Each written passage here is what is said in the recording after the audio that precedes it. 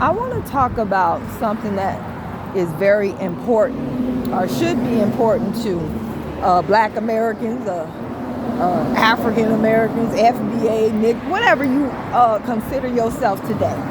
Any label that is connected to previous labels that have changed over time. I'm talking to you now. If anybody else wants to sit here and listen, that's on you. I don't have a problem, okay? So this is not against anybody. I shouldn't have to put in that disclaimer because I'm talking to my people and I really don't care what anybody else thinks. So as a people, we're being erased, okay? We're being erased. We are being assimilated into just being a Black person that is on the same paradigm or wavelength or whatever as Black folks from other parts of the world, whether they be Caribbean or African, particularly African, okay? We're being erased and assimilated, and one day we're not even going to be able to tell the difference between us and foreigners, which is where you're almost at anyway at this time, all right? So our enemy, our worst enemies,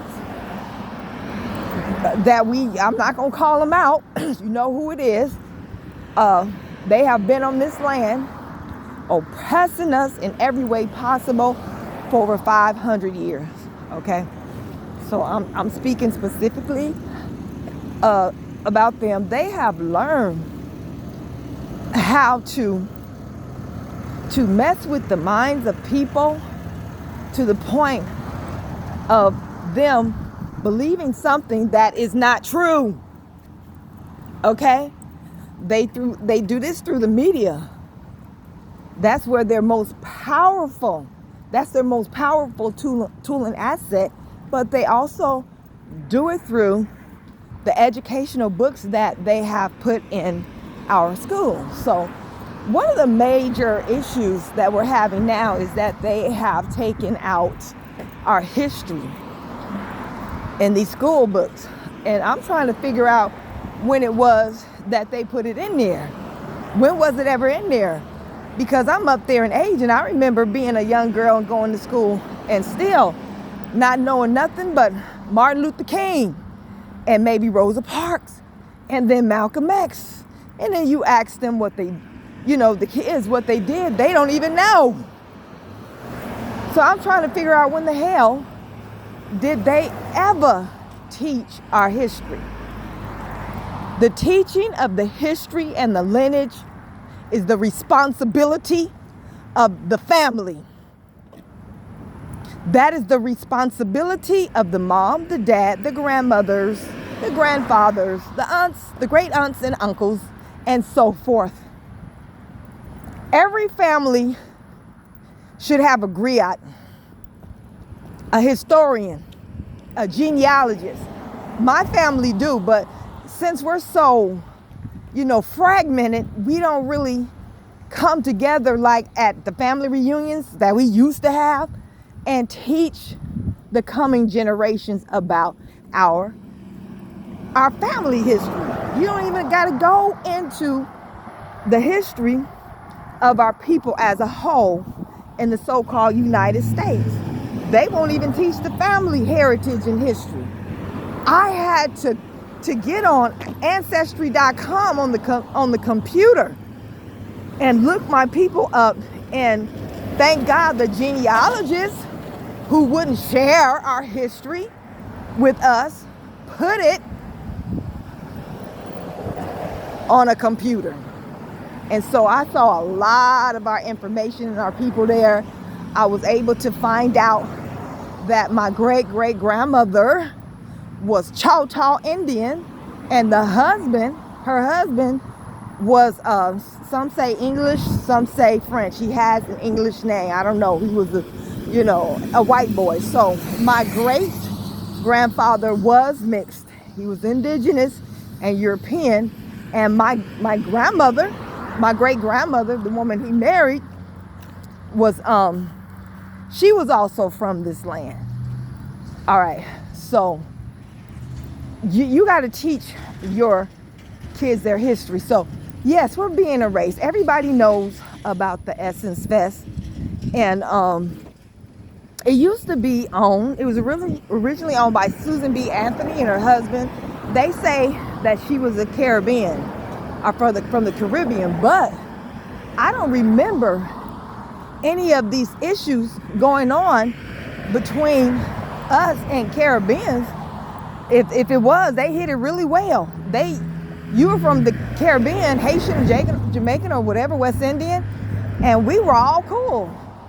Puerto Ricans, we were cool. We were pretty much cool. I didn't start seeing the island community come at us until Africans started populating our country. Then there came a divide. So I don't know where that's coming from. Anyway, Susan B. Anthony and her husband, I don't know who he was. I don't know if he was Caribbean himself or American. I think he was American, originally owned it. So she sold it. She sold the Essence Fest to a company, all right? Now, when that company got ready to sell again, our people tried to buy the Essence Fest. They would not sell it to us. So now they've sold it to some doggone Africans whose main board, now they have a board that helps them, help them put the Essence Fest together and stuff like that.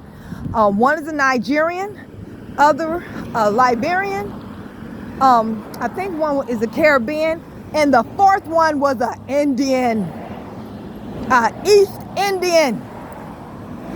On a board, none of us on the board, which is tokenism. I'll get to that later. I think I talked about it because it didn't matter if one of us was on the board. That's tokenism.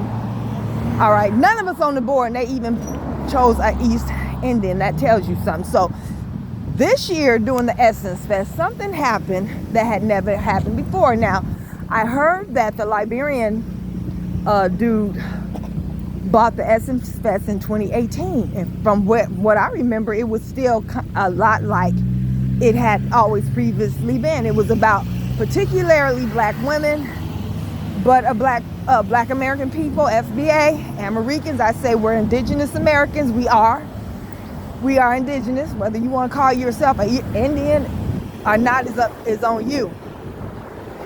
But it was still about us.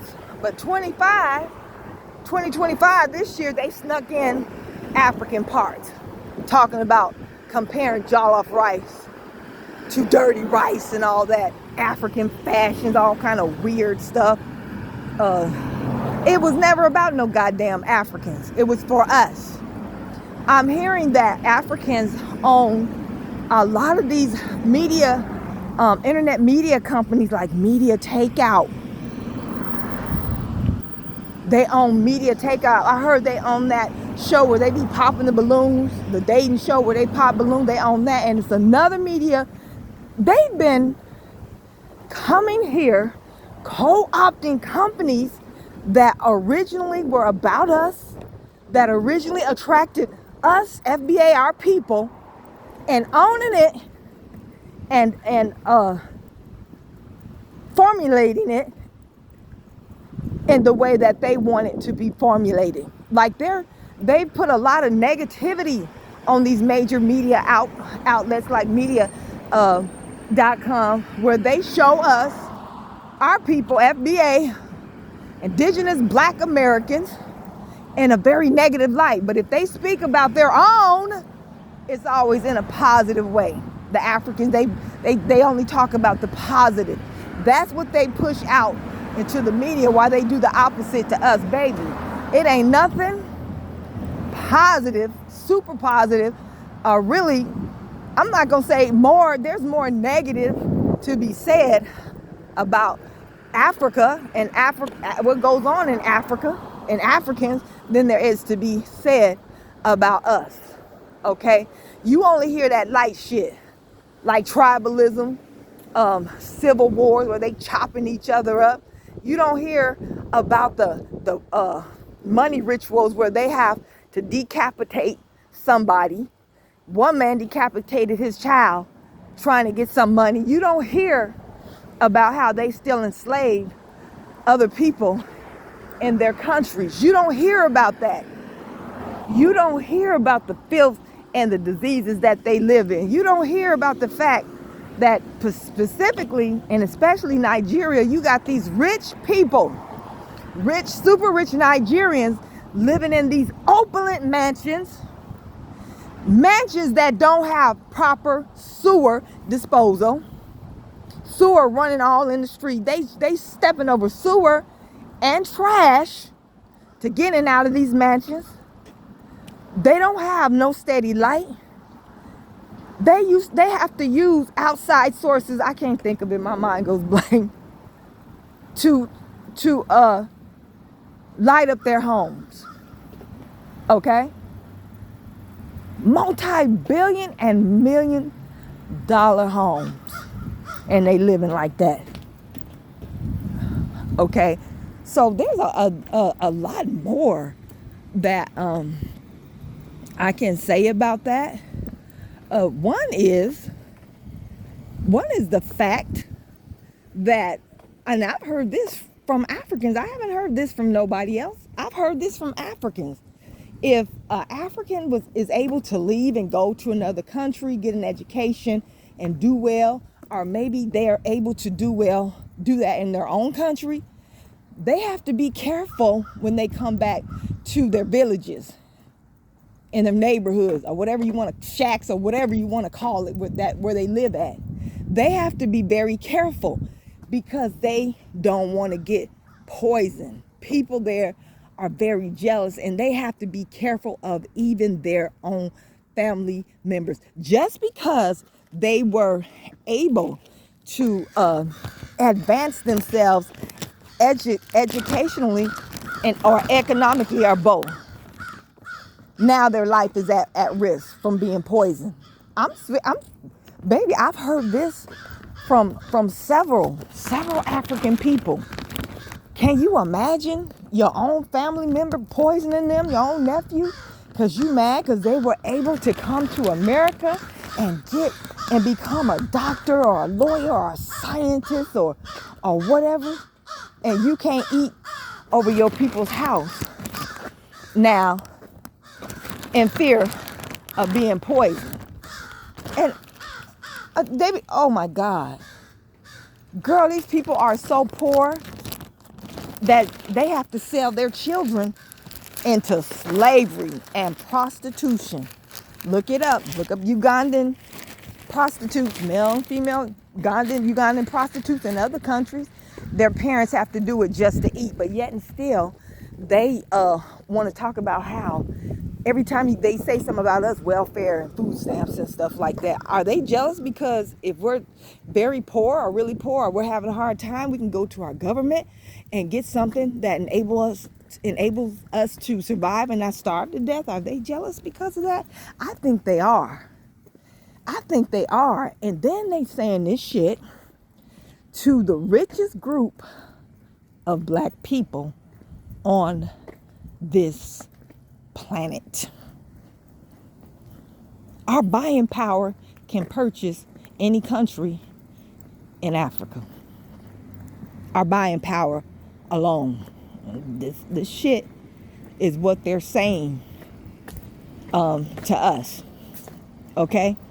To people who are hundreds of times better off than them as a rule. Better off than them as a rule. As a rule now. Okay? So we can't allow America to erase us. Another thing that they're doing, besides trying to assimilate us into just a black bowl of nothingness, so we really won't know who the hell we are, is the paperwork. Now, I was born in the 70s, so my paperwork says Negro.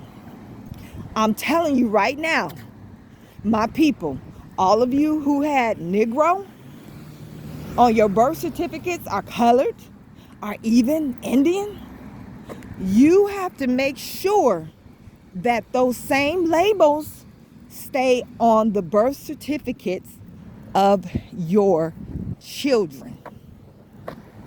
You got to make sure of that, because I have been hearing some stories.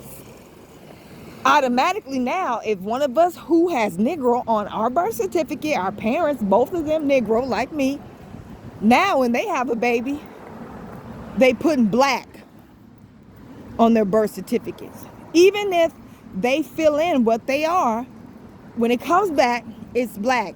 And then if you call, because people have called and they said that's how it's just automatically coming up. You're being erased. You're being erased. One woman told me that her daddy originally had Negro on all of his paperwork. He went into the hospital and then he was black on his paperwork. And then his death certificate said African American. Oh my God. They went from Negro, black to African American. That is erasure.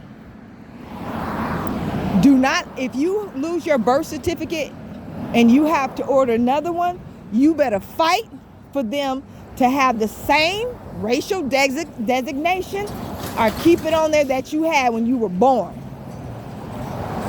You have to fight for your children to at least have the same racial designation that you have, which was mostly Negro. You know why I'm pressing Negro? Don't start calling yourself Negro. Do not change your identity to Negro. You want that on your, at least on your birth certificate. You know why? Because it directly ties us to this land that they are trying to make you a foreigner on. They cannot do that with that Negro designation on your birth certificate. Okay? Now, there are probably other important documentations where that Negro was on there. You need to keep that on there. It says that we did not come over here from Africa on those boats. That's what Negro means. Look it up and study it, and you will see how it ties us to this land. If you keep letting them erase you and assimilate you to a black mass of nothingness, and even worse, allow African American to be put on new birth certificates, your children's birth certificates, and your death certificates. If you keep doing that, one day they're going to say for sure and have the proof that you came over here from another country, from Africa. So now they were saying this was never your property anyway. You trying to buy land, but this was never your property. Originally, it wasn't yours because you didn't come from here. You came from there. And that is the biggest lie. Yes, we had some African ancestry that came here. Some of them came here in boats. All of them came here in boats. What am I talking about? They all came here in boats. But Africans, really and truly, they've been coming back and forth to at least South and Central America for thousands of years. But they were coming back and forth doing trade. The West Africans conducting war campaigns against us, and a lot of them mixed up with our people then, and a lot of them came over here, stayed. Some of them, I'm not gonna say a lot, stayed and didn't come back. And then we had another bunch that supposedly came over here in the millions. That's the biggest lie. We didn't even get 100,000 over here into the States. We were already here.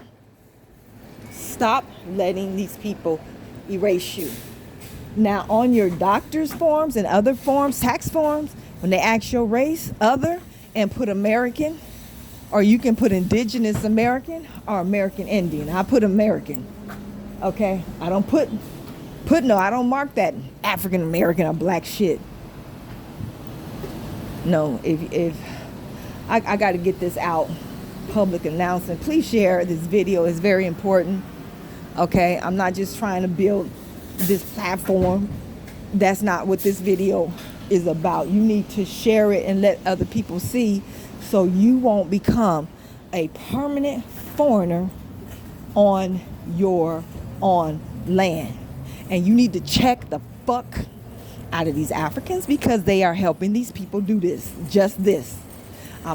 You probably know by now that Nigeria, some of the worst people in Africa that nobody in the world wants around, have created some type of schematic where we are a ninth region that belongs to them, and they're going to take care of our reparations. Okay, if you foolish enough to let that go, I don't know what to say about your ass. This spell on you is so powerful and so all-consuming. Oh my God. We got a spell on us. And people, while we're under the spell, these people are taking advantage of us economically, politically, socially, and every other way. My people, you're under a spell. You got to break that spell. I'm glad that they made that a 9, made us the 9th region, because 9 means end. That shit that you've been doing, pulling over while we've had the wool pulled over our heads, that shit is coming to an end, sweetie. 9 says the end, it ain't going nowhere. You ain't going nowhere with that mess. We are not going to be any region associated with any African country, especially Nigeria. And I hope that you all are still boycotting. I've been boycotting these black devils since 2012. I found out in 2010 what they were about. And if you think that stuff that you heard them say in the past recent years is bad, baby, you should have heard what I heard in 2010. It made me permanently dislike them, because as a rule, that's how they are. And that's how they think about us. These folks ain't got nothing positive to say about us. Nothing. When at a time, we were glorifying them, putting them on a pedestal, and you better not say, it was a time you better not say nothing negative about no African, no Caribbean, or nobody to me and to us, because really we knew that you were taking a shot at us, because in these people's eyes, you just a black motherfucker just like all the rest of us, and you're gonna be treated as such at some time or another. Okay, we're no longer interested in unity and Pan-Africanism or whatever. We're no longer blinded by flat blackness, because most of our people were never into no damn Pan-Africanism. They were never into that. That was a very small group of people, or quote unquote community, or whatever you want to call them. We were never into that. But we were into flat blackness. We saw you, your skin was black. You may have had a little accent, a little different, but you was just black to us. And that was it. And we primarily judge people, so-called black people, by most part. You know, we have our schism just like everybody else. But we embrace you. We judge you by your character. Not anymore. That's dead. That's over with. We didn't know any better. If we did, we'd have never got caught up in that mess. We'd have never let some of these so-called scholars who were really boule, look them up, write books and connect us and make us Africans. We'd have never fell for that. You got to wake up. You got to wake up. You got to shake yourself out of the spell. Just shake your head if you have to, over and over again, back and forth. Shake it. You got to break that spell before you end up not having a right to be on this land. All right. So your enemies definitely have pale skin, but not all of them. Not all of them. You have a dangerous, evil, mean, ruthless enemy, and they have very dark skin. They are counterfeit black people. Look up Bobby Hemmett's video where he talked about counterfeit black people that were from and in Africa. All right. So, and he made this video decades ago, many years ago, before this so-called diaspora war that was started by Africans, and then the Haitians and Jamaicans got on the African team, and I don't know what they should have stayed neutral and stayed in their business, but you know what? For the most part, fuck them too. We're delineating. All right. So yeah, we got multiple enemies on our own territory, and we got to treat them such. This boycott of African businesses should not be limited to hair braiding salons, and it needs to be permanent, not just for this month. They don't know who they fucking with. We're 39 million and they're like 3-point-something million. We can crush them all the way around because they have been feeding off our people's ignorance and being brainwashed and being under a spell. The spell is breaking. Get out the way. Take our money out of their pockets and keep it out of their pockets. Don't buy no more shea butter. The only reason why shea butter is popular in the United States, and you got companies like Procter and Gamble and Dove talking about shea butter lotion, shea butter, putting that shit in their shampoos, is because of FBAs, Black Americans. We made that shit popular. Coming from Africa, they're making billions of dollars off of people that they hate, telling their children don't play with ours and stuff like that. And that's their right. That's their business. I don't want our children to play with theirs. Yeah, keep telling your stinking kids that, because I don't want them to play with ours, okay? I'm done. Forever. All right? So, y'all stay safe. Love one another first and foremost. And maybe only you should love your FBA brothers and sisters and nobody else. All right? Stay safe. Stay united. Stay dangerous. Peace.